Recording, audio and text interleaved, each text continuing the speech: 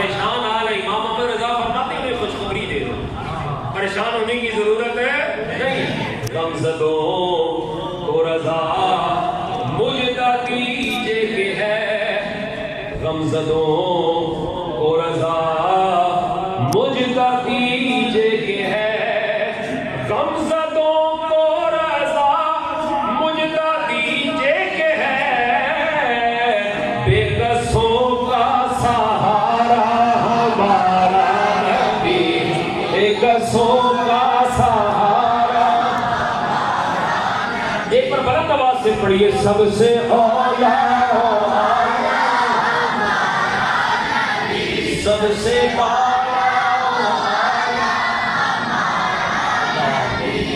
تو اگر عیسیٰ علیہ السلام پنگوڑے کے اندر رہ کر اپنی قوم کو خطاب کر سکتے ہیں تو عیسیٰ کے امام ہمارے آقا اپنے پیدا ہوتے سار ہی سر سجدے میں رکھ کے امت کی بخشش کی دعا بھی کر سکتے ہیں. اور حضور علیہ السلام نے سر سجدے میں رکھا اور کیا دعا کی، رب ہب لی امتی، اے اللہ میری امت کی بخشش کر. حضور تو امتی کی بخشش کی دعائیں پیدا ہوتے سار مانگے. اتنا بدبخت ہے وہ امتی جو نبی کے میلاد کو شرک کہہ رہا، نبی کے میلاد کے ذکر کو بدعت کہہ رہا ہے اور دلیل مانگ رہا ہے. ارے جاہل، تو ساری زندگی سر سجدے میں رکھ کے بھی اللہ کا شکر ادا کرے تو مصطفیٰ کی رحمت کا شکر حق ادا نہیں ہو سکتا. اللہ حضور علیہ السلام نے پیدا ہونے سار سر سجدے میں رکھ کے اپنی امت کی بخشش کی دعا کر کے اپنا علم غیب ظاہر فرمایا. اپنا علم غیب ظاہر فرمایا. کیسے؟ میرے آقا جانتے ہیں کہ میں اللہ کا نبی ہوں، اسی لیے کہہ رہے ہیں یا اللہ میری امت کی بخشش کر. امت تو نبی کی ہوتی ہے، بندے کی امت تو نہیں ہوتی. خود کہہ رہے ہیں یا اللہ رب ہب لی امتی، میری امت کی بخشش کر. گویا حضور جانتے ہیں میں اللہ کا نبی ہوں. آج لوگوں کا عقیدہ پتہ ہے کیا؟ ان کا عقیدہ یہ ہے کہ نبی کو 40 سال کے بعد پتہ چلا میں نبی ہوں. ارے جاہل، جو نبی ہوتا ہے وہ آ کے نبی نہیں بنتا، اللہ نبی بنا کے کائنات میں بھیجتا ہے، آ کے نہیں بنتا. اسی لیے ترمذی شریف میں حدیث پاک موجود ہے. ترمذی شریف میں حضرت ابو ہریرہ رضی اللہ تعالیٰ عنہ فرماتے ہیں کہ صحابہ کرام نے ایک دن حضور کی بارگاہ میں عرض کی اور کیا پوچھا؟ عرض کی متی وجبت لک النبوۃ، آقا یہ بتائیے کہ آپ کو نبوت ملی کب؟ اب کچھ لوگ نا یہاں پہ ذرا ڈنڈی مارنے کی کوشش کرتے ہیں. وہ کہتے ہیں صحابہ کرام نے یہ پوچھا یا رسول اللہ آپ نے نبوت کا اظہار کب کیا؟ میں نے کہا نہیں، نبوت کا اظہار تو حضور نے صحابہ کے سامنے فرمایا تھا، 40 سال کی عمر میں فرمایا تھا. جب صحابہ کرام کے سامنے نبوت کا اظہار ہوا تو سوال کرنا بے مقصد ہے، اور صحابہ کرام بارگاہ مصطفیٰ میں بے مقصد بات نہیں کیا کرتے تھے. تو اس سوال کا مطلب اظہار نبوت نہیں ہے، ابتداء نبوت ہے. صحابہ کرام نے یہ عرض کیا آقا ہم یہ تو جانتے ہیں کہ آپ نے نبوت کا اظہار 40 سال کی عمر میں فرمایا، لیکن یہ بتائیے کہ آپ کو اللہ نے نبوت دی کب تھی؟ آپ کو اللہ نے نبی بنایا کب تھا؟ تو سرکار علیہ السلام نے ارشاد فرمایا، آقا نے ارشاد فرمایا وَآدَمُ بَيْنَ الرُّوحِ وَالْجَسَدِ، فرمایا کہ ابھی آدم علیہ السلام کے جسم میں روح کو بھی نہیں ڈالا گیا تھا، میں اس وقت بھی اللہ کا نبی تھا. میں اس وقت بھی اللہ کا نبی تھا، ابھی آدم علیہ السلام کی تخلیق نہیں ہوئی. پتا چلا کہ اللہ نے آدم علیہ السلام کے جسم میں روح کو بعد میں ڈالا ہے، ہمارے آقا کے سر پہ نبوت کا تاج پہلے سجایا ہے. آدم علیہ السلام کی تخلیق بعد میں ہوئی ہے، ہمارے آقا کو اللہ نے مقام نبوت پہلے عطا فرمایا ہے. کسی عارف نے بڑی پیاری بات کی ہے، وہ کہتا ہے فرشتہ تھا نہ آدم تھے نہ ظاہر تھا خدا پہلے. فرشتے کا نہیں پتا، ابھی آدم علیہ السلام پیدا ہوئے، ابھی اللہ نے اپنی ربوبیت کا اظہار بھی نہیں فرمایا. فرشتہ تھا نہ آدم تھے نہ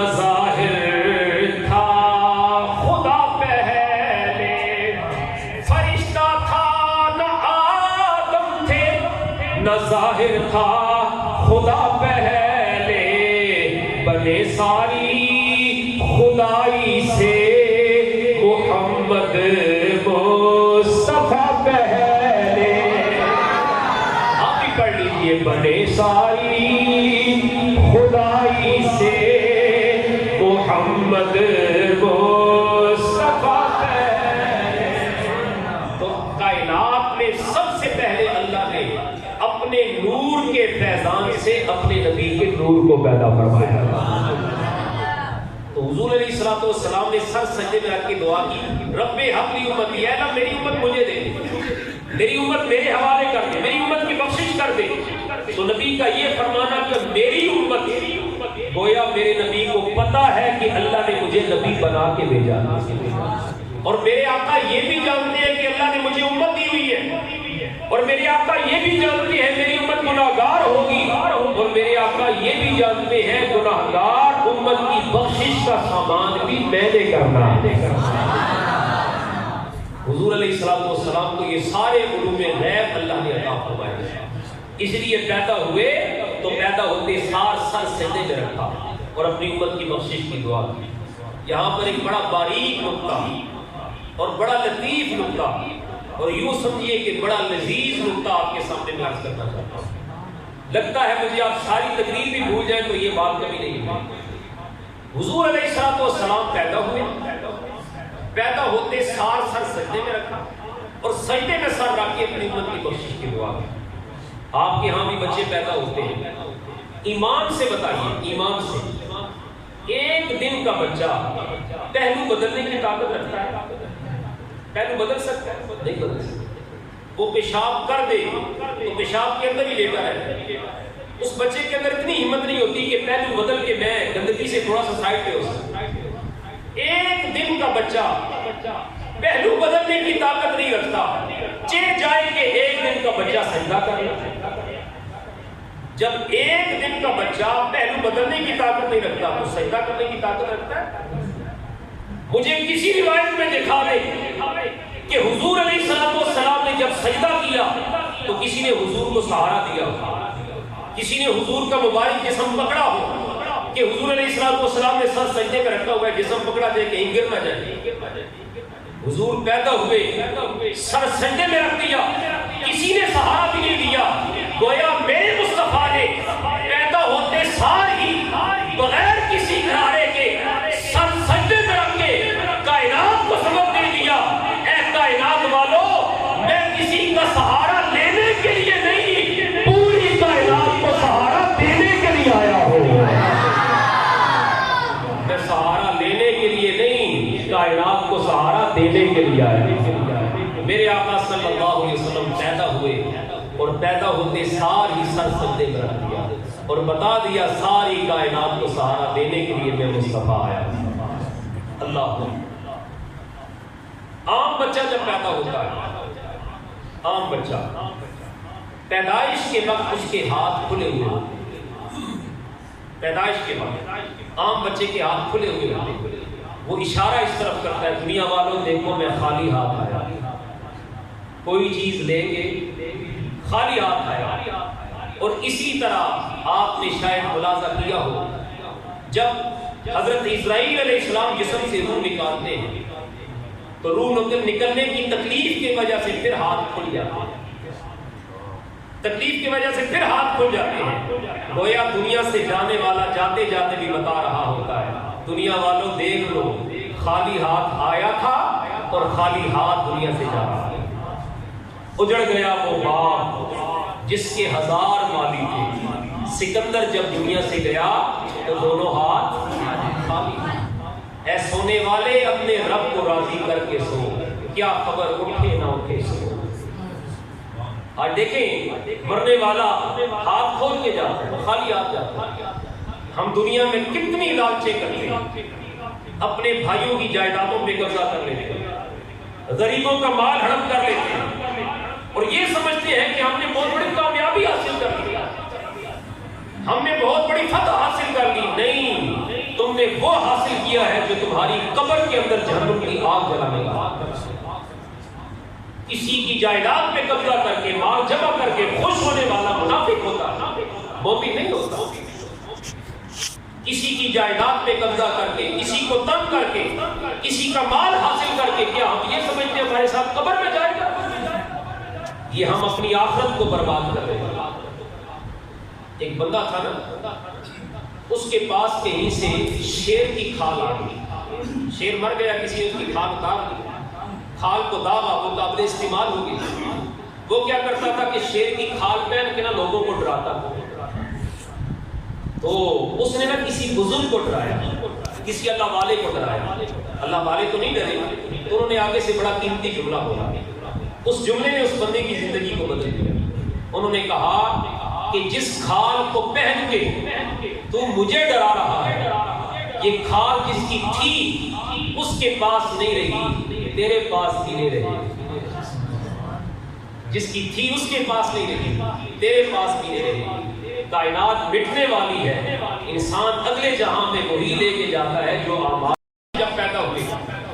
سرکار علیہ السلام نے پیدا ہونے کے بعد زمین سے مٹی کی مٹھی بھری اور اپنی مٹھی کو بند کر دیا۔ گویا کائنات میں آ کر میرے آقا نے سبق دیا، وہ تمہارے بچے ہوتے ہیں جو خالی ہاتھ آتے ہیں، میں خالی ہاتھ نہیں آیا، رب نے کائنات کے خزانے میری مٹھی میں رکھے ہوئے ہیں۔ میں خالی ہاتھ نہیں آیا، رب نے کائنات کے خزانے میری مٹھی میں رکھے ہوئے ہیں۔ اور یہ صرف ذوق کی بات نہیں ہے، حضور علیہ السلام نے خود بھی ارشاد فرمایا وَإِنِّي أُعْطِيتُ مَفَاتِيحَ خَزَائِنِ الْأَرْضِ، اللہ نے زمین کے سارے خزانوں کی ساری کنیاں مجھ مصطفیٰ کے ہاتھ میں دی ہوئی۔ میں خالی ہاتھ نہیں آیا، اللہ نے کائنات کے خزانے میرے ہاتھ میں دیے ہیں۔ سیدی اعلیٰ حضرت امام محمد رضا تو اسی لیے فرماتے ہیں، امام محمد رضا فرماتے ہیں خالق کل نے آپ کو، آپ ایک بار ذرا پھر محبت سے کہیے سبحان اللہ۔ ویسے بھی یہ پوری رات ہی برکت والی ہے، انشاءاللہ ابھی تقریر شروع ہوئی ہے، آپ سبحان اللہ ڈیلی کرتے جائیں، تقریر 2-3 گھنٹے اور چلتی رہے گی۔ خالق کل نے آپ کو سمرات کون ہے؟ ہمارے آقا۔ خالق کل نے آپ کو مالک کل بنا دیا۔ اچھا میں تھوڑی سی بات کی وضاحت اور کر دوں۔ بعض لوگ کہتے ہیں دیکھیں جی امام محمد رضا تو مشرک تھے، انہوں نے شرک کو پھیلایا۔ بھائی تمہیں اگر توحید کا علم نہیں ہے تو کم از کم ہمارے علماء سے آ کر امام محمد رضا سے سیکھ لو توحید کہتے کسے۔ اب دیکھیے یہ شعر جہاں شان رسالت کا اظہار کر رہا ہے وہیں یہ شعر شان توحید کا بھی اظہار کر رہا ہے۔ کیا امام محمد رضا کیا فرماتے ہیں؟ خالق کل نے آپ کو خالق کل بنا دیا، یعنی یا رسول اللہ آپ کے پاس جو کائنات کے اختیارات ہیں وہ اختیارات آپ کے اپنے نہیں ہیں، وہ اختیارات آپ کو آپ کے رب نے عطا فرمایا۔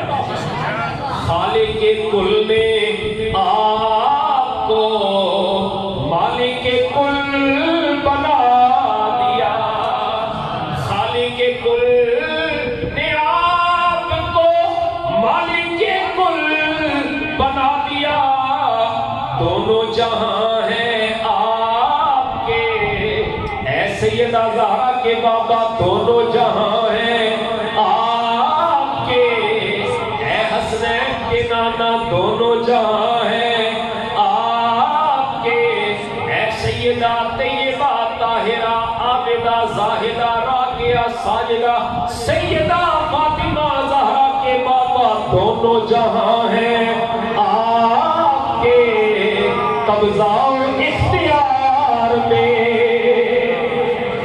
دونوں جہاں ہیں آپ کے، قبضہ و اختیار میں۔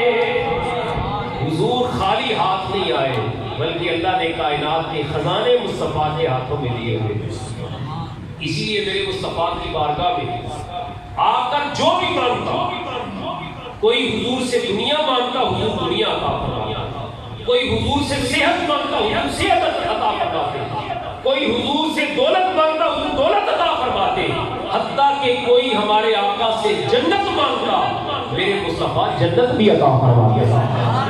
یہ کہ کائنات کے خزانے اللہ نے اپنے محبوب کو عطا فرمائے.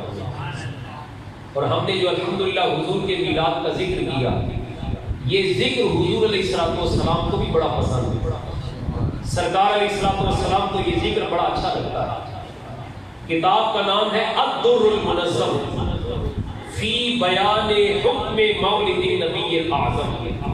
عربی کے اندر یہ کتاب ہے، 1307 ہجری میں چھپی ہے.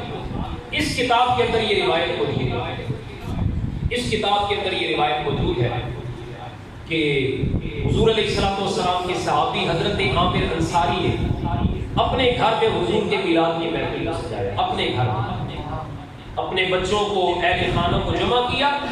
جمع کرنے کے بعد ان کے سامنے سرکار علیہ الصلوۃ والسلام نے حضور کے میلاد کے واقعات کو بیان کر رہے ہیں. سرکار کے میلاد کے واقعات کو بیان کر رہے ہیں. اور قسمت کتنی اچھی ہے، مر النبی صلی اللہ علیہ وسلم الی البیت العامر الانصاری. ادھر عامر انصاری نے اپنے گھر میں سرکار کے میلاد کی محفل کو سجایا، ادھر مدینے کے تاجدار